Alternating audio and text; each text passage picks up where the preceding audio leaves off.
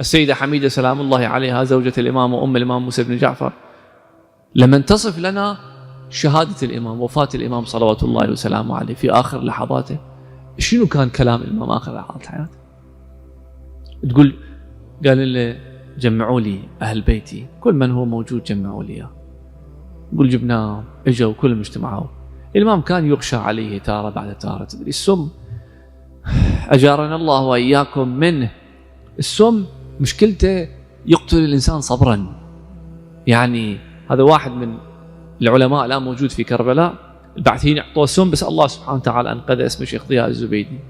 يقول أنا بس ما شربت هذا العصير كان خالين فيه سم، شعرت كأنه نار اشتعلت من فمي إلى أسفل جسمي، نار في داخل. يقول ما أدري شو، ما أقدر أوصف لك شو. الإمام كان يغشى عليه تارة بعد تارة. يقول فتح عين الإمام نظر إلينا واحد باوا ثم قال إن شفاعتنا لا تنال مستخفا بصلاة.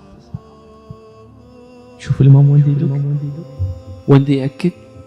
لا تقول بأنه والله أنا في يوم القيامة من شيعة جعفر بن محمد والله سبحانه وتعالى راح يدخلني الجنة قبل لأني من الشيعة.